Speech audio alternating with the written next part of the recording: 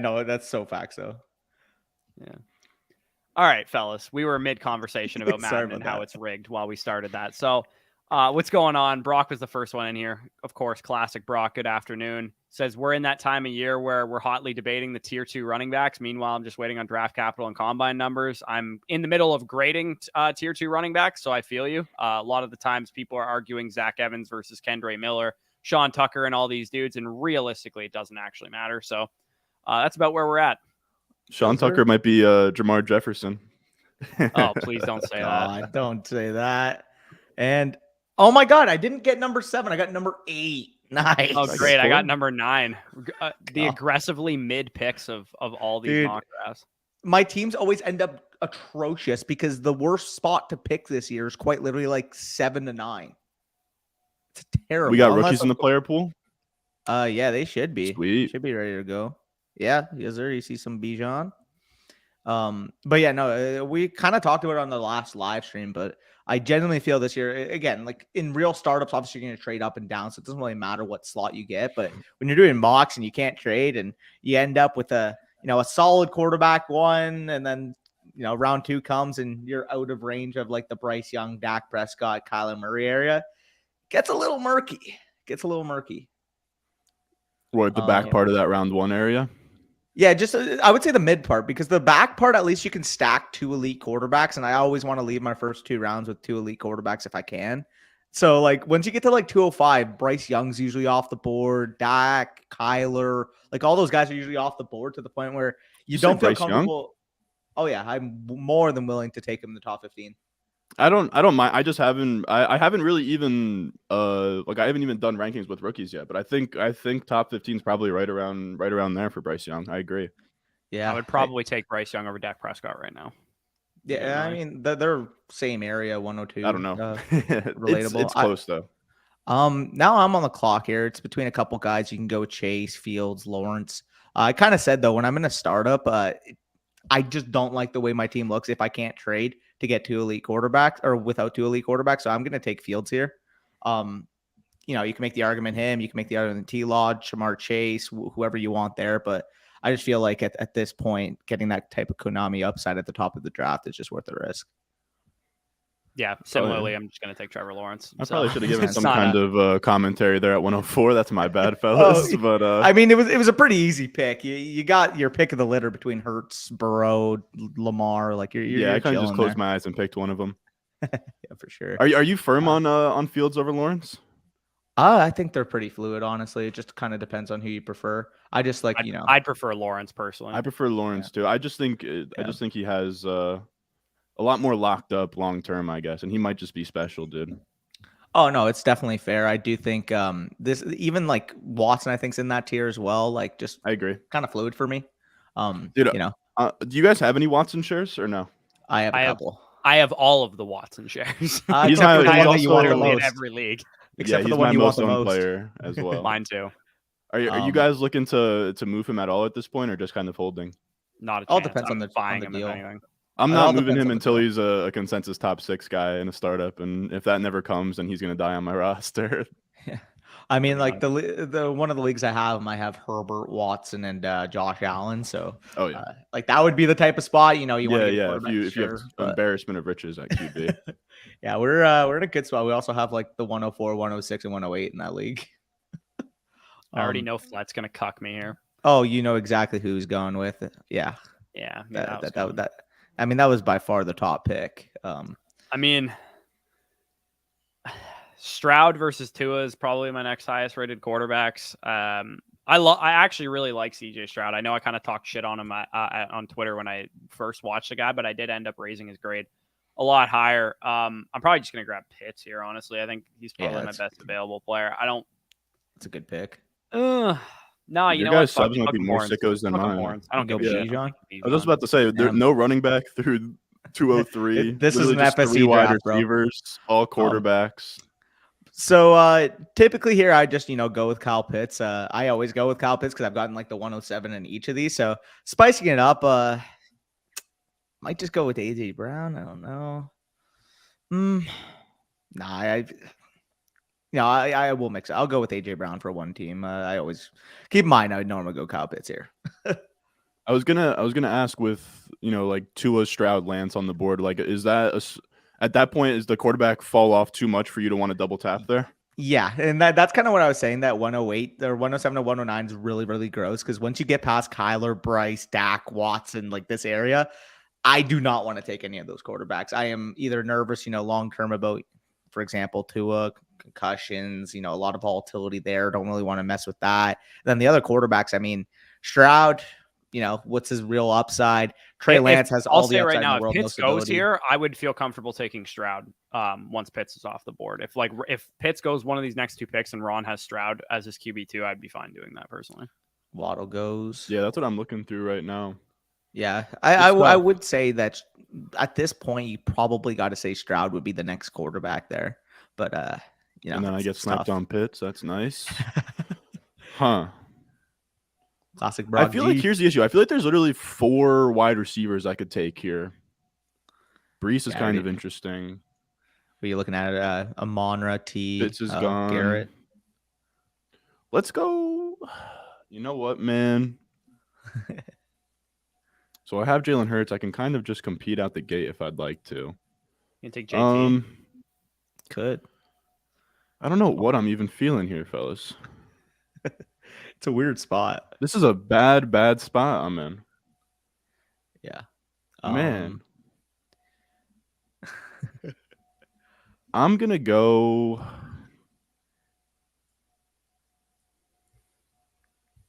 Give me Breece Hall, man. Give me Breece Hall. I'll pick. That's my guy. He's young. I'm not competing. I know I was saying, oh, yeah, I'm going to compete. But no, Breece is coming out week 1. He's dropping 20 piece on the Patriots. Wait, so your next 3 picks are going to be obviously, Garrett Wilson and Aaron Rodgers and, maybe Elijah Moore. Yeah, I think probably I'm looking at Tyler Conklin here in this next round, and we'll kind of take it. We'll take it from there. Maybe if I don't know, maybe if I can get a Mekhi Becton eligibility somewhere in there. Hey, you have Breece Hall, man. You got to get that handcuff with Michael Carter. It has to happen. Anytime you can attach yourself to the Nate Hackett offense, you have to do it. Hey, now. At least we didn't hire Shoddy. Yeah. So, okay. I'm okay with it because Mike's calling plays. Oh, God. He's Mike McCarthy, positively. Okay, but let me elaborate, right? Brian Schottenheimer is a terrible play caller. I'm not even going to cover that. However, he's a decent play designer. So if Mike's calling the plays, maybe this is mental gymnastics. No. Right you don't want Mike McCarthy calling the plays, man.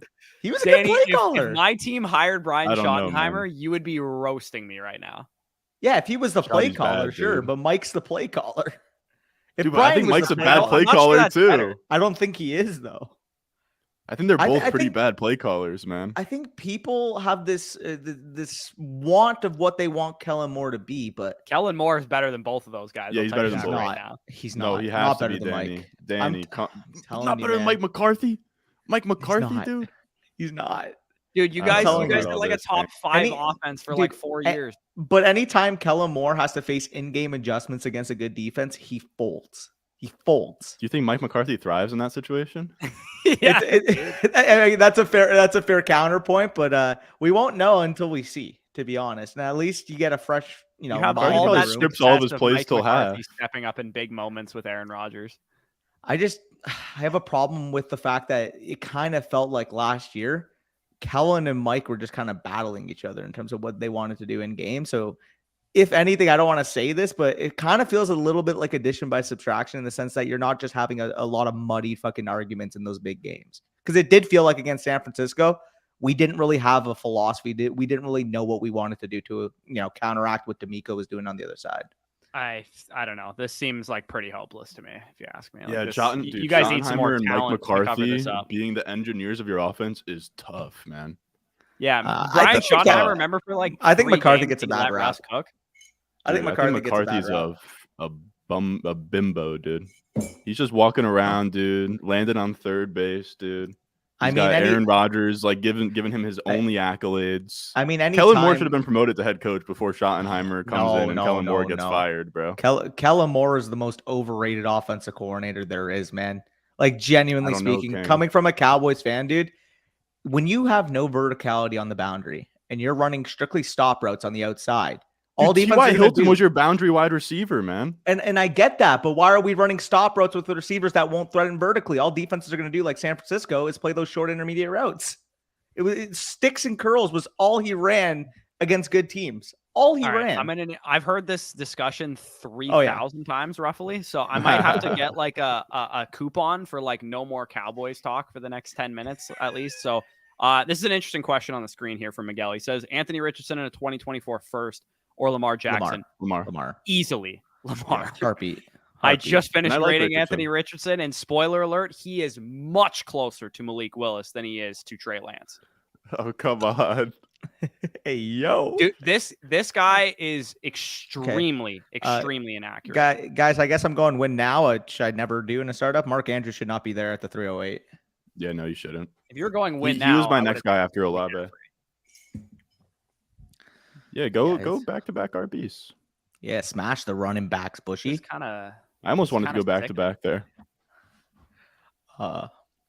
Ron is taking Rucker round 7. Who's Jeremy Rucker? Jeremy Rucker. I was like, who's the Rucker? You seen the clip of his dad? Darius Rucker. No. Sean Tucker. He's like a Jersey boy, loud and proud. Jeremy Rucker. Like his dad's this massive Jets fan. Like they got drafted, and his dad was going crazy, dude. Like in like a 90s Jets jersey, like screaming JETS. Like his son got drafted in like round 4. He's going crazy. I'm the cautious Trey Lance guy, and I just pulled the trigger on him. I'll take him at 3-9. Yeah, Trey Lance in the 3rd is beautiful. Yeah, I ain't taking him like 2-3 turn, but I'll take him in the mid to late 3rd round. That was the other guy I would have considered at my spot. I just thought I have AJ Brown, I have Justin Fields, I can get another positional advantage with Andrews. So, those were the 2 top names by far on the board. I would say CMC might not go off the board before your pick too. It's possible that he falls back to you. Yeah, could be. It feels high for Devonta. That's Devonta Smith over Diggs, Cup, Adams, JSN. I have him ranked in my top 12. So can I ask the question? Why the fuck is JSN up here? What the fuck? Wait, what's JSN doing up here, guys? Come on. He just got picked. Yeah. Wait, what? That's aggressive. Come on, Spicy. Oh, give me Diggs pretty soundly over Devonta Smith. Can't, man. I like Devonta Smith, dude, but 3rd round for a guy who's just going to give you like a very consistent like 16 points per game. Like I don't know. I don't think that he I don't know. I mean, like he finishes a fringe top 12 guy this year, but I don't know if he ever impacts your winning for as much as you're holding on to his spot at the 310. Yeah, potentially. I just feel like if you were to, package for a guy like, if it was possible, a CeeDee Lamb type and Amon or St. Brown, etc. I just feel like Diggs or Devontae is going to be an easier piece of leverage if you were, going to go really? Up. Yeah, no, I definitely do. In the trade market, I think it depends if the guy is contending. That's fair. I mean, this whole conversation probably depends on if the guy's contending as well. Yeah. Oh, yeah. Yeah. No, that's true. Does Stroud really have such a low ceiling? No, I don't think Stroud has a low ceiling. I would say a high ceiling, but I don't think he's what is a ceiling? Dak. I think his ceiling is Dak ran a lot more in college. Like new Dak, 90% of Justin Herbert or Joe Burrow. Yeah, the issue is that Herbert for a guy that doesn't run a ton in the pros, dude. Like he's 6'6" and kind of an athletic freak. Not an athletic freak, but like he's no statue. Yeah, for sure. We got Fletsky eyeing down the competition right now. Where are you leaning, Bao? Am I about to take another running back? No, you're not. If Saquon falls here, I'm taking him. I don't give a shit. Go for it. I get the 2 most freaky fucking running backs in existence. Go for it. We're gonna have to have a tough conversation about Saquon soon, bro. Yeah, I don't think he's. I don't know if the ceiling's there anymore. It's really sad. I don't know if the ceiling's there for anybody, dude. I posted a video like last week, dude. I don't want running backs. We've now had 2 years now without a legendary running back season, dude. And we've spent the last 2 years chasing one, and we have not gotten one since Kamara in 2020. I don't know. The next, if you guys were to place futures on the next guy to hit 23 plus points per game, 24 plus points per game, it would probably be McCaffrey. I think you could put Bijan in that conversation. Yeah. I think I would put Brees in that conversation, but then after that, I don't think Saquon has that anymore. I don't think Kamara or any of the 2017 guys outside of McCaffrey has that anymore. It's a sad state of the position right now, fellas. It's a sad state. Yeah, that's 2023 was supposed to save everyone. Yeah, dude.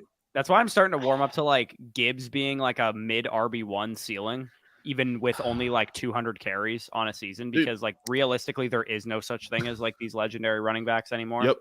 And Kamara did it without a 1,000-yard rushing season in 2020. Like I think that's how Gibbs gets there. I know Kamara did it on like nearly 20 touchdowns. Same thing with like Eckler that wasn't legendary, but RB1 season. I think you can get there in a similar way. I think I'm gonna have to go Adams. Yeah, you should, man. Yeah, now you guys go Diggs and Adams. Fourth round is really nice price though. We talked about a Barkley. No. I was going for McCaffrey and he went.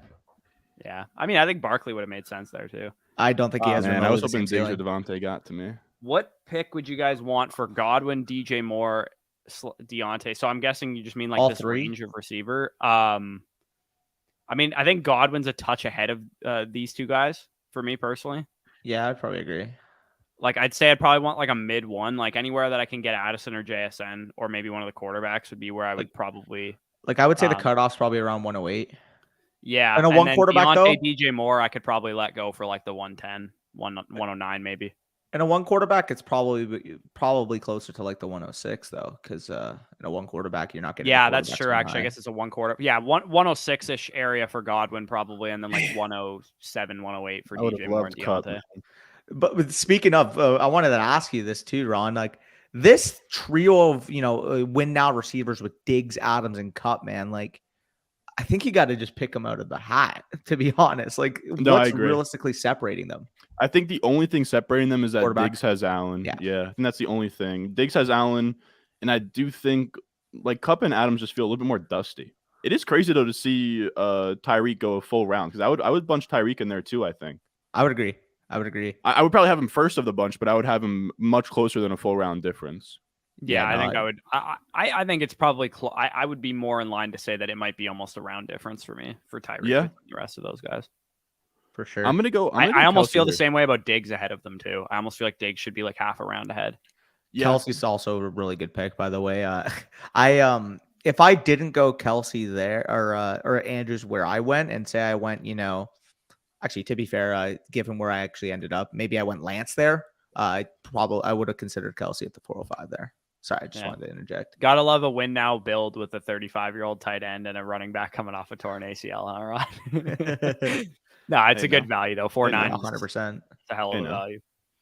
Like I said, Brees is dropping 20 versus the Pats week 1. I also don't even know who we're playing week 1. I just keep saying that because I'm an idiot. So one thing I wanted to point out, because these guys were like consistent 2-3 turn picks last year. And the classic was, grab yourself Josh Allen or Patrick Mahomes. Second round comes along, you grab Russell Wilson or Matthew Stafford. Are these guys going to look at, or do you think we're going to be more likely to look at, those two guys as we probably should have been buying them low? Or do you think they're closer to like Matt Ryan? Who are the two again? Russell Wilson and Matthew Stafford. Because last year they were like 2-3 turn picks in startups, right?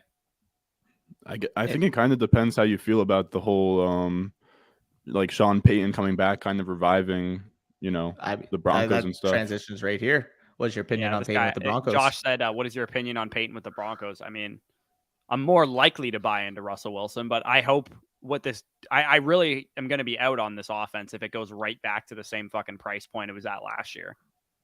Yeah, I don't think it will, though. I don't think it will. There's no way. Because everyone got steamed like crazy. I think we're going to get discounts across the board. Dude, I mean, even Russ in the 4th is not terrible. I still remember we all three of us talked about it. Like teams or offenses we were avoiding, and we brought up the Broncos, and it felt like people were just saying, "Oh, the Russ is going to take them to the next level." This and that.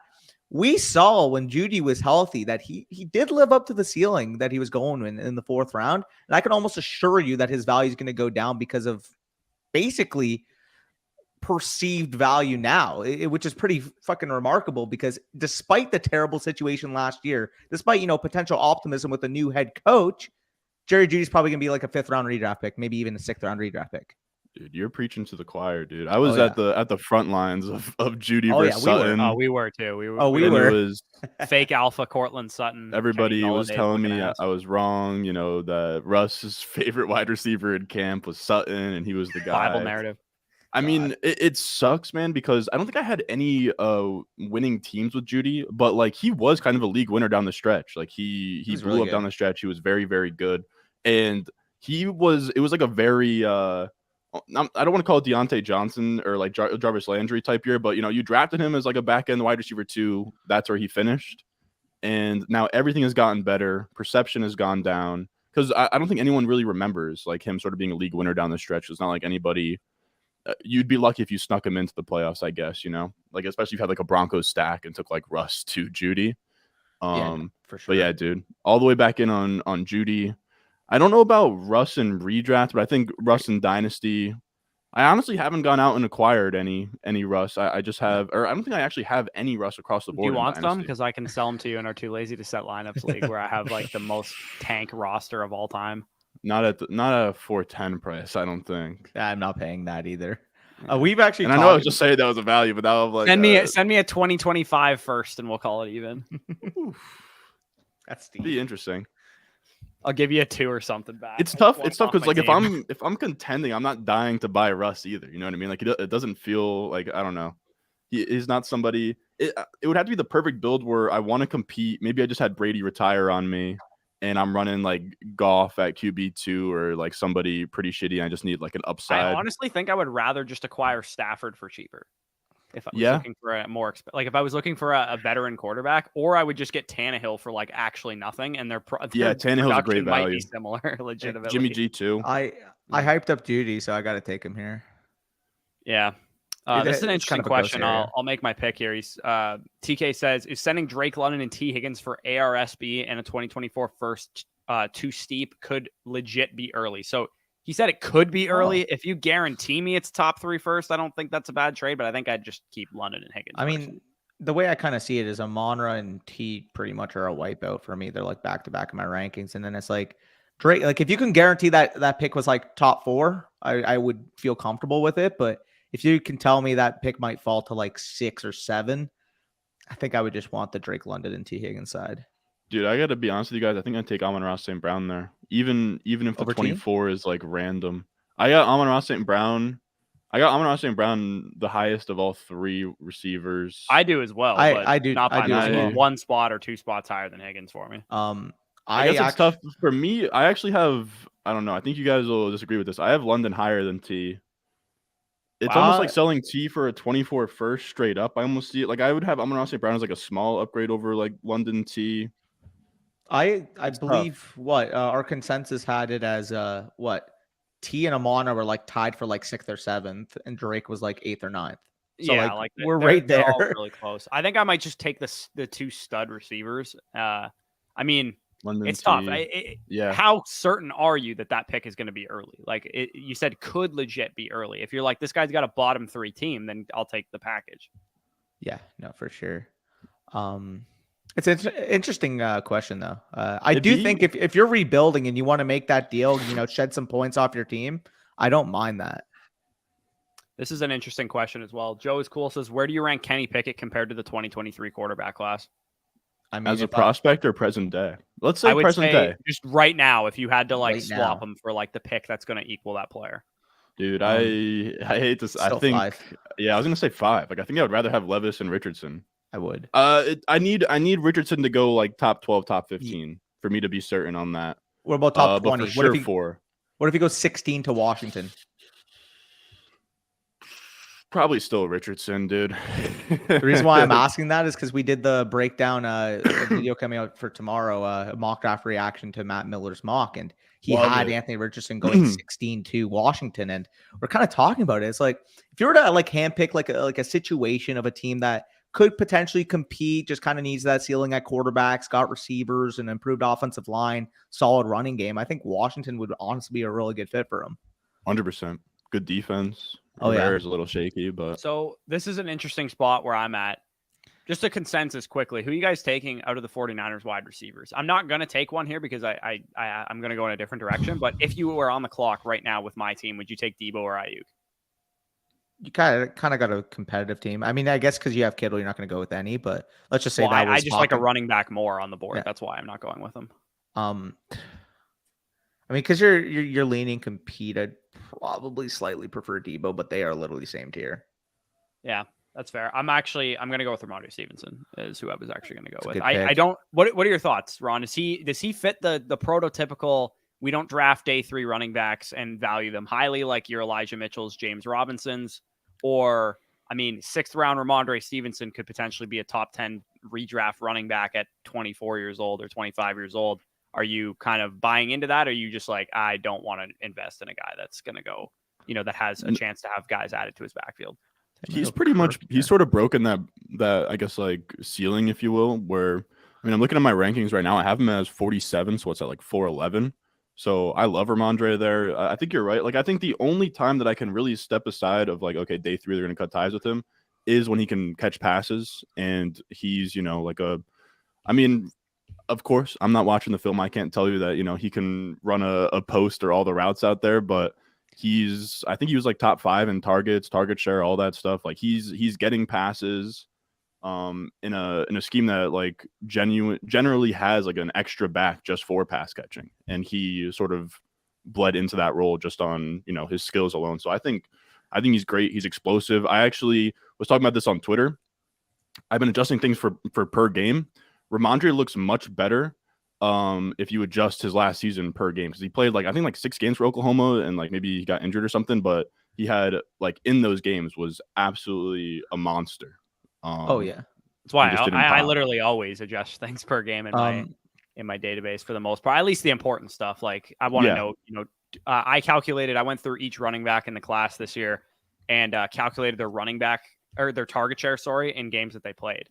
So it was a more, accurate representation. Obviously, targets per route run kind of gives you that to some extent as well. But I liked, and I'm going to do it for receivers as well once I build my receiver database, because I just think it gives you a way clearer picture. Like if you did that last year, for example, you would have seen that Drake London had like a 40% target share in the games that he played versus it was still good, the number that he ended up posting. I can't remember exactly what it was, but when you take in the added context of the games that they play, I think it matters, because obviously you're not, if it was fantasy, you wouldn't be starting them in those games. Side note, 2 things here. I just want to elaborate there. I was looking at Ramondre. I was hoping he kind of fell. I just thought that was kind of a little bit of a tier break at running back for where I wanted to pick there. Kirk Cousins, right? I'm not over the moon about taking Kirk Cousins in a draft, but if I'm looking at the rest of the quarterback texture, realistically, I think from both a job security standpoint, a production standpoint, you can pretty much count him in for, top 15 quarterback numbers. Getting that here in the 6th round for a team that I'm, intending to compete with, I think is good value. And then the second thing quickly, some a context as to what happened here. He was talking about the trade. So he's adding a monitor, and he just said the pick that he would be getting was a guy who finished last. So, I mean, with that context, go make that move. Yeah, I mean, if you got a shot at Caleb, Drake, Marvin, or whoever else, then you probably should take that deal for sure. Yeah, and he says he's adding Bijan to this team as well. You're getting probably a little bit of a production uptick between T Drake versus what a monitor could provide you next year. Yeah, I mean, and you got a deep core of CD, DK, and Judy already, so it's not like it's going to kill you to lose Higgins and London there. Yeah, for sure. Interesting spot though, for sure. Oh, this is so true though. Austin says we keep getting robbed of young running backs. That would have been insane just in the last 2 years. Akers, Dobbins, Brees, Javonte, all these guys were supposed to be pushing for legendary season. I think we would have definitely gotten a monster season out of Brees Hall at the very minimum here, and I think Javonte might have been great. And honestly, Akers, the season he went down, not like this season, I think he could have been great that season when the Rams were obviously a great offense with Woods and Beckham and fucking all those guys that they had there. Yep. Yeah, I don't think I would have had I don't think Brees would have been legend. I think legendary is so tough to hit, dude. 23 plus, 24 plus points per game. But I do think he would have been 20 plus points per game. Probably. I mean, win rate wise, he might have been legendary. Given you're right. 100%.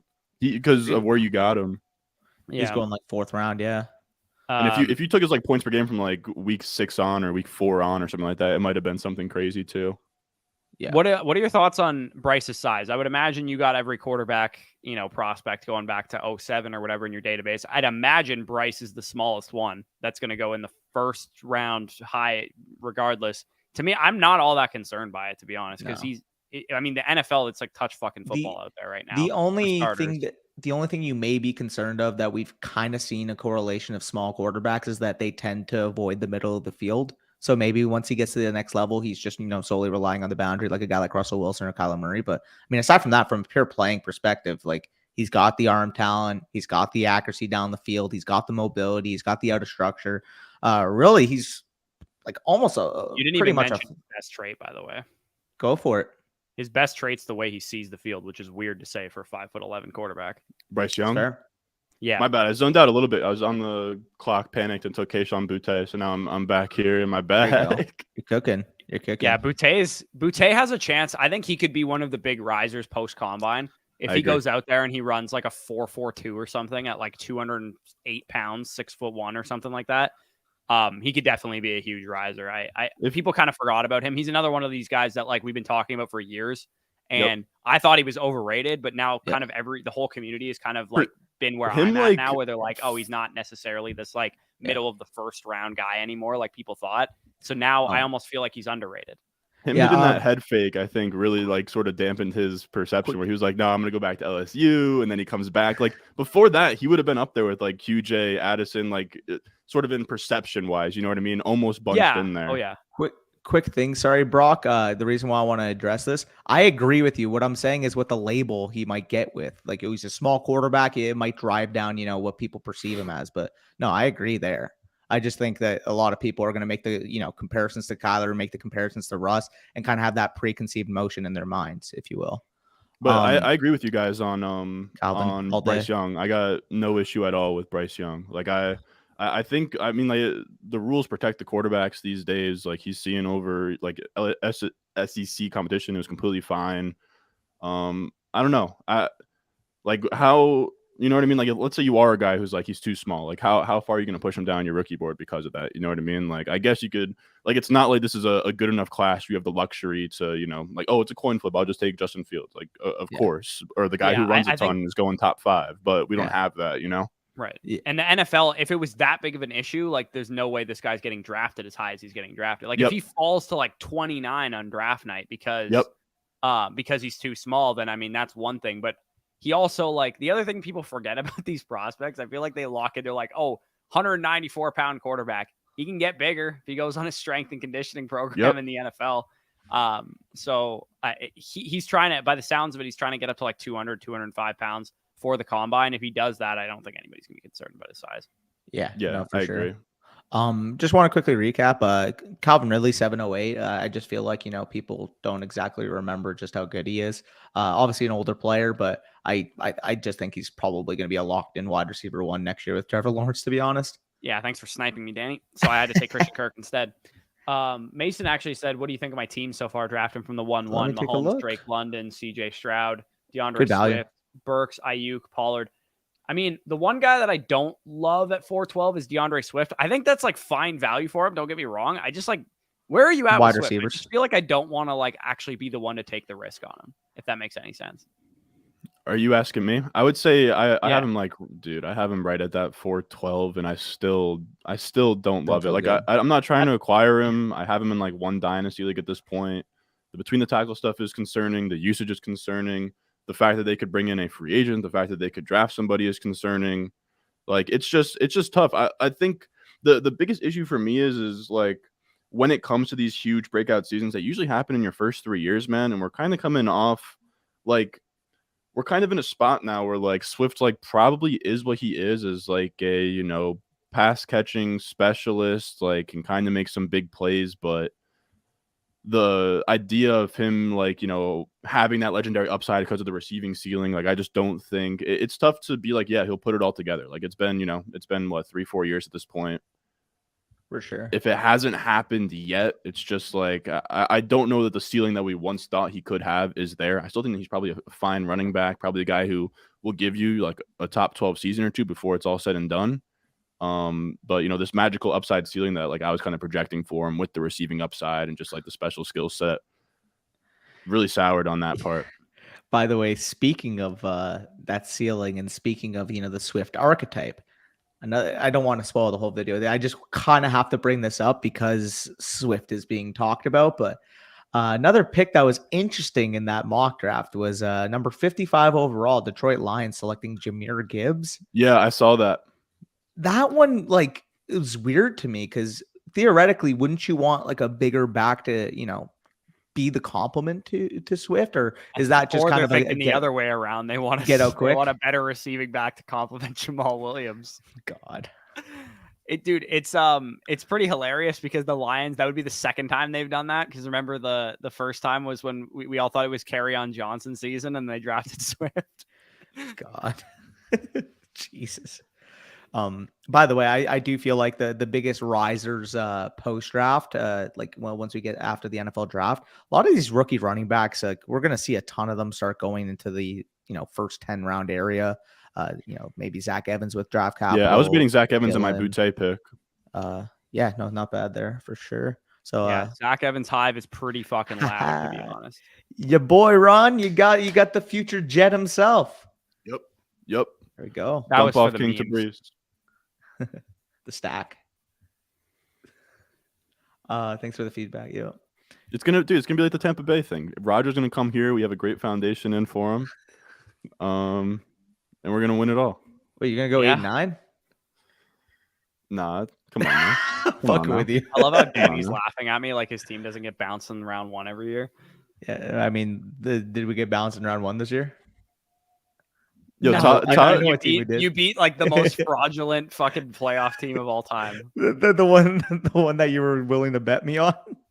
Yeah, we suck, bro. Like that's not. I wouldn't be bragging about that playoff win. You guys bringing Todd Bowles back for next year? I fucking hope. I hope not. It's pretty locked in if he's not fired. Them from just tanking for Caleb Williams because Bowles is going to want somebody who can save his job. Oh, Bowles is a specialist at going 500. Dude, I wish they would have cleared him out, brought in like Ben Johnson or something as the head coach, and been like, "Hey, we're gonna like see what we can do. Maybe send like a 4th round pick for like a rando like cast off quarterback like Jordan Love or something, and then see what you can do then, and be like, but this is realistically just a tank, and we're kind of covering it up." Yeah, no, I feel that. I don't know. That's what I would have done or just be like, we're going to go into the season with Kyle Trask. We sent a 2nd round pick we spent a 2nd round pick on him. He's the perfect guy to lead us to Caleb Williams.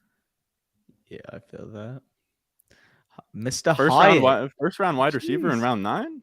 I don't know though. I think I prefer Zay Flowers to him, to be honest. Give me first round Hyatt over 2nd round Flowers all day. What if Flowers go 26 to the Cowboys? No, Flowers won't get to you, bro. Flowers is going 22 to Baltimore. No, he's going 14 to New England. Yeah, true. I'm gonna be very curious, fellas, because we're seeing in mocks right now, like wide receivers are back to kind of how they've been valued, just in years past, or just like late first and stuff. But it seems people forgot, like last year, there's almost an arms race at wide receiver where Devontae gets moved, Tyreek gets moved, and it's like let's get these rookie wide receivers on rookie contracts, and we see Jahan Dotson, who I know you love Jahan Dotson, dude, but 16th overall, nobody was saying at this time last year 16th overall was happening for Jahan, or even we had like 4 wide receivers go in the top 12 between Olave, Jamison Williams, and stuff. Yeah. Like maybe we need some dominoes in motion again of a Tyreek or somebody getting traded, but it wouldn't shock me at all for teams to be rookie contract hungry at wide receiver again and push up your Zay Flowers. We see maybe Quentin Johnson, Addison, JSN go top 10, but it seems like right now, like all these guys are sort of mocked, like pick 15 and later, like just littered in the back half of the first. Well, we might just see somebody get paid too. Like what if I don't know if Jefferson's probably not going to get paid yet, but like I don't know. They'd be smart to pay him now. 2020 class, maybe Higgins signs a big deal or something like that, and everybody freaks out. The Vikings would be smart to pay him now before you see Higgins and Lamb and Chase, all those other obviously Chase, but that's a year after is what I'm saying.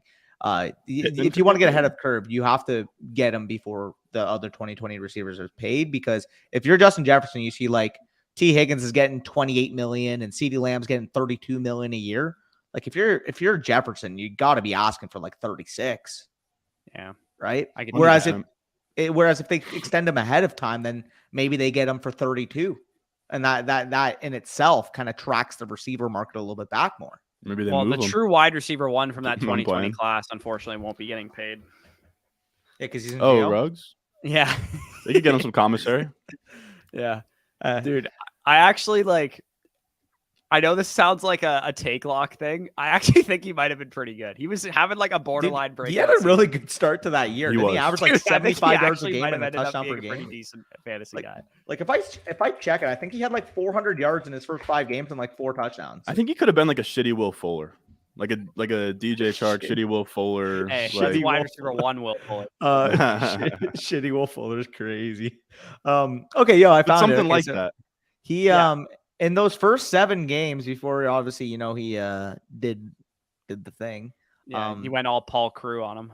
He went 24 receptions in those 7 games, 469 yards and 2 touchdowns. So basically like 70 yards a game. Only 2 touchdowns. I thought he had more for some reason, but like 20 yards of reception. Yeah, so. I mean, second year wide receiver, not a terrible start to his second season for sure. Yeah, that Nelson Aguilar role for a second. There. Yeah. If you're looking to sell Adams, when are you doing so? And what are you looking to get? I mean, your best time to do so brother. Is probably after the Raiders.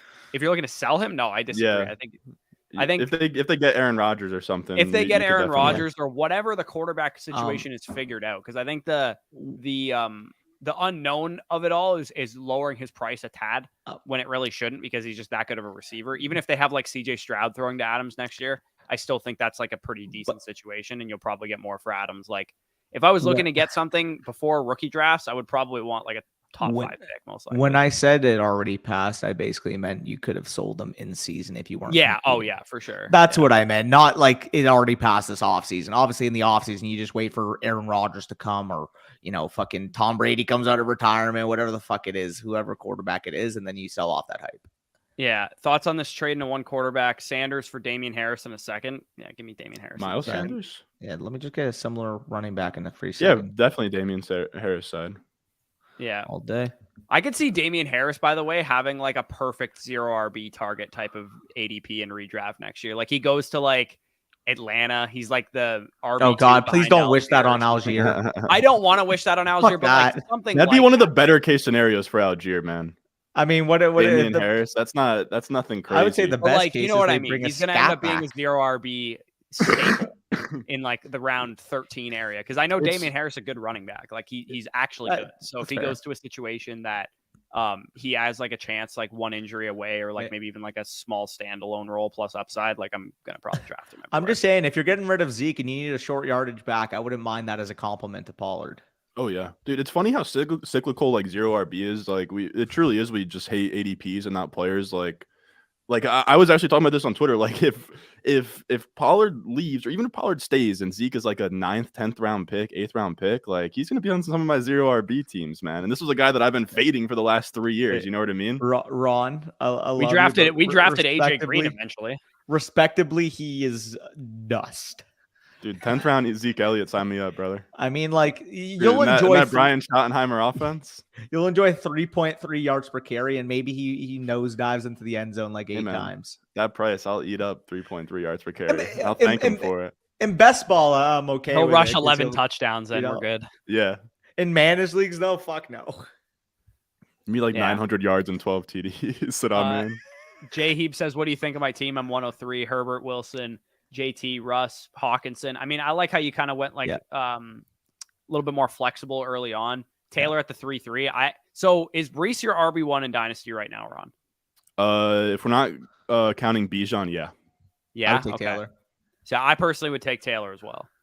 I'd go Breece just because he's younger. I think the pass catching upside is much more there. I don't know if you're losing probably another year of his production still. And he's still only gonna be like 23, 24 years old by the time he's 100%. I just I don't know. I personally would just, if you're taking a running back early, give me the guy that's actually going to produce right away, and that's Jonathan Taylor. And Taylor was supposed to produce this year. It didn't happen. And then he's going into year 4 now. Like it's good. You're going to look up, and Taylor's going to kind of become like not Zeke, but Dalvin? Almost like Jacobs as an asset, where he's giving you probably like 18 to 20 points per game, not catching a ton of passes. And like, I don't know, like it just feels like once he hits, because he was sort of on this like ramp up, and now you're at a spot where obviously he's not past his prime, but his perception as like that, like last year he was going like back into the first round, locked in, into his third year, gonna like have this monster season. It feels like some of that insulation is worn off, where I feel like Breece Hall will get the benefit of the doubt through, next offseason, I feel like.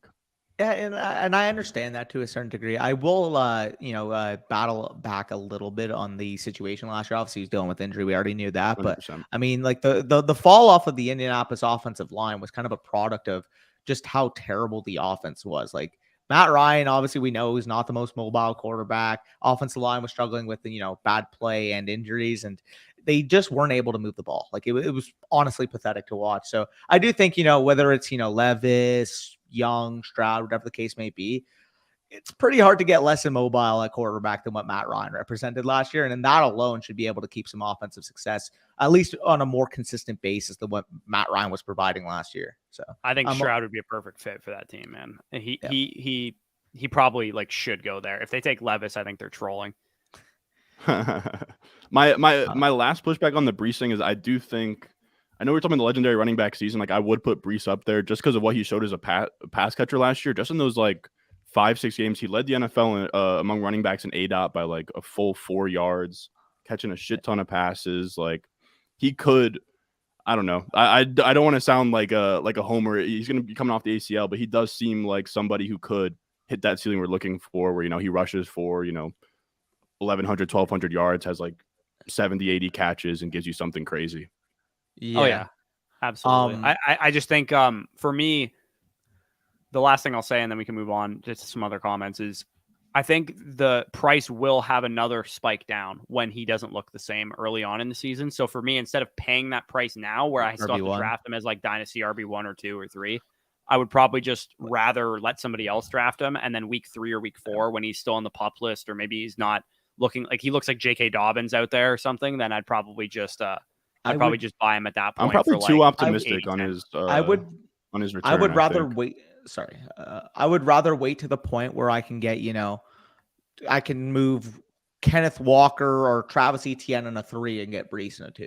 That's kind of what I'm like hoping for, that little buy window where whether it's week 3, week 4, let's say Kenneth Walker's averaging 85 rushing yards a game, Travis Etienne improved Jaguars offense next year, Calvin Ridley added, maybe he has 4 touchdowns in the first 4 games, and he's like a top 10 running back. And then Breece obviously still struggling back from that injury. If I can get any plus on top of those, on top of Breece for those guys, that's kind of the window I'm waiting for. And I do think it's probably likely, given Breece is still coming back from that injury. Even Saquon, this superhero that he is, still struggled coming off of that injury year 1 in the first couple games. So that's just my thought on it.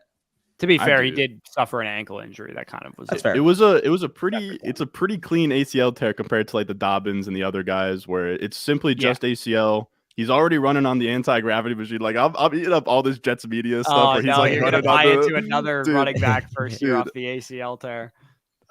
It's closer to Barkley. Early. I think Barkley is the best comparison athletically. Like, I mean, relatively similar, and also, it was a clean tear. It wasn't, ligament damage and stuff like that Dobbins was dealing with. So yeah, I'm on the same page. Let's rip through some questions here, and then I believe we're switching channels, right? Yes, sir. Yeah, so we're gonna hop over to Ron's channel and tackle some rookie mock drafts. So we did a startup on here, and then we are gonna tackle some rookie ones. So I'll rip through these really fast, and then we'll hop over there.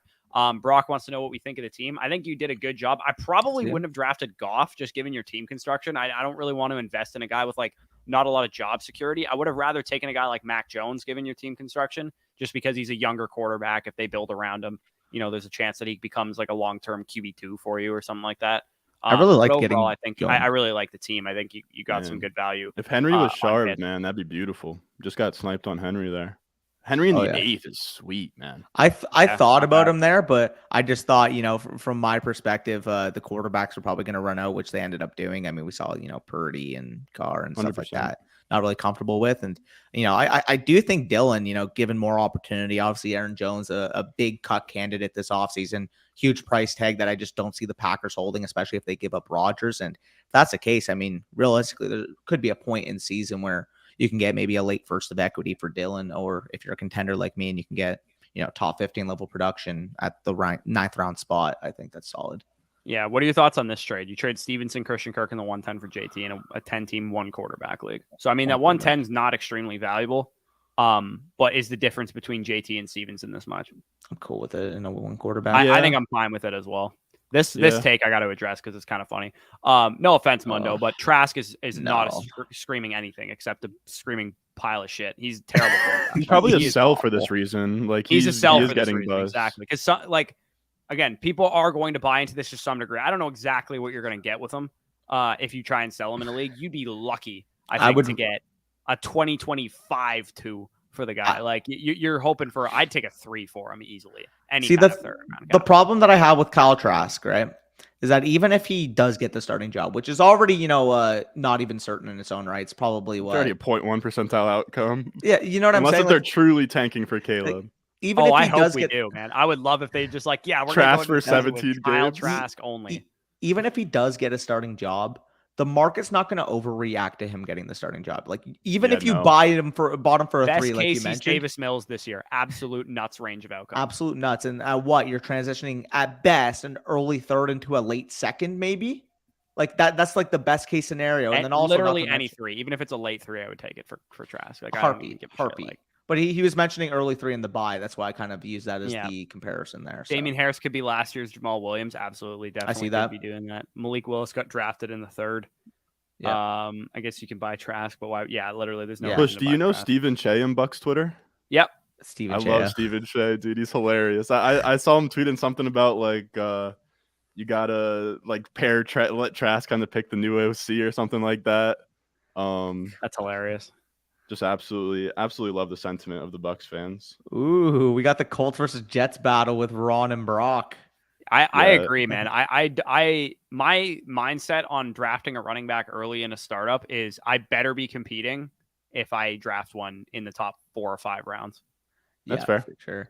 Even if it's Bijan too. Like, I mean, Bijan, sometimes he just slides to a point where you're like, I got to take him if it's like a 2-7 and he's still on the board. Bijan's a win now asset, man. Bijan, he is literally, yeah. He'll be a 1-2 turn pick and redraft. 21-year-old running back win now asset. That's where he's going in these early FFPC things, man. Even the boomers are accepting him as like a top 15 redraft pick like this far out. Oh, yeah. If he goes to if he goes to Buffalo or Philadelphia, I will literally take him in the 101 or the 102. I don't even give a shit in redraft. I wouldn't take him over Jefferson. Maybe not over Jefferson in full PPR, but if he goes to a really good team, I will actually take RB1 top 3 player. I don't mind if you want to put him RB1 just because McCaffrey's got some concerns with the age. Maybe Elijah Mitchell kind of showed he was more involved down the stretch this year. They're brutal. They're brutal. Dude, I want Mac to get Jordan Addison. I've wanted Jordan Addison to go to the fucking Patriots this whole time because everybody overthinks Jordan Addison already. And then if he goes to New England, especially, everybody's gonna be like, oh, terrible landing spot. And Mac Jones is definitely a more than capable quarterback to get.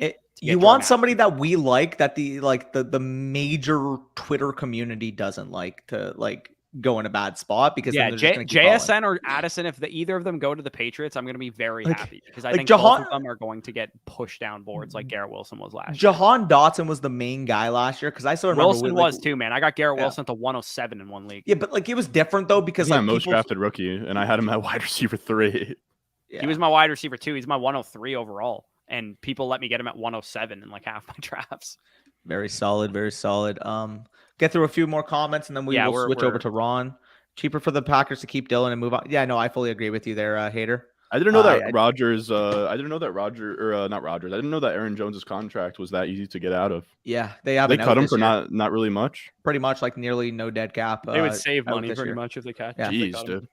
Yeah, so I think he's almost a shoe-in to be gone. Some running backs are getting cut this year, fellas. It's possible that they restructure him too. I don't want to say that it's guaranteed that he gets cut because it is possible they restructure. That always confuses me with the restructures, dude. Yeah, that's when Spot Track loses your me. Mock drafts? We'll probably just hop into the StreamYard. I'll set it up and then I'll just drop a link in chat. Maybe we'll run 2 or 3 just because I don't know, 4 rounds pretty quick. Yep. No, I'm just gonna drop in the YouTube comments. Yeah, our Discord is now closed off to patrons because we've been doing some more stuff in there, like film sessions and stuff. When it was free, it was anybody could join, and there's definitely not everybody in there is paying, but that was kind of a limited time offer, I suppose. So yeah, it's only you can sign up for the lowest tier on Patreon to get into our Discord, and you get access to me and Danny are going to break down Jahmyr Gibbs in film session this Sunday at noon. We did Anthony Richardson last week, and that was a fun exercise. It was fun because I went over the Utah game where Anthony Richardson was like dominant in that Utah game, and everyone was like, "Oh my God, this guy's like a beast." And then we went over the Kentucky game. We're like, "This guy's utterly trash." Sorry, I found this comment hilarious. The best lineman on the Colts will be their head coach. Sure, that's a big disrespect to Q, man. All right. Gladly. Dude, if Kyle Trask, he doesn't have to be a top 20 quarterback. If Kyle Trask is our starting quarterback, because I'm rooting for this, because I want Caleb Williams. Week 1 starting quarterback. I will give you a year's free Patreon membership. Hold him to that, Mondo. Jesus. Yeah. If Kyle Trask where's my take on it? I'm saying like he wins the job outright. No, like, it's like between him and Jacoby Brissett, and like, no, he has to win it. Like you're saying, if they add someone and he beats them, because I'm like, okay. Well, they're not going to not add somebody. I don't think that's possible. What if they do? Versus Blaine Gabbert quarterback battle. What if they just say fuck it? This season with those two guys only, I'd be stunned. Yeah, at least make it if he starts 10 games. I think Jacoby Brissett is the definition of the mid-pack quarterback that Todd Bowles is going to want to have as his guy. Hey, Bush, at least make it if he starts 10 games. Yeah, he's got to start some games, whatever. I don't know. If we say, like, looking back on this season, Kyle Trask was the starting quarterback. Dude, I think week 1 starter is a pretty big dub for Mondo's argument. Like, if Kyle Trask starting week 1, but all that tells me is that they probably get like a third. Yeah, but I mean, he's still going to give you, like, especially, I don't know, he's still going to give you points in that quarterback spot. Was anybody actively buying Davis Mills for any type of second-round equity at some point this year? I don't think anybody was buying. I don't think anybody was buying him. I just know people were like saying you should anybody sell was him. dying to buy him, but oh God, no, Drew, we're not answering that question. We'll be here for 10 minutes. Oh God, Drew. Yeah, no, let's just say Danny's trying to do some mental gymnastics into thinking. I'm saying I'm not worried because he's not going to be the play caller. Oh, Austin, we skipped his question here. He said, "Was my ETN question too long?" Oh, I didn't even see it. So he basically said that's way too early for Travis Etienne 312, where he ended up going. He thinks he's just the next Antonio Gibson. Well, I'm just not taking a running back to 312. We're going to call him Antonio Gibson?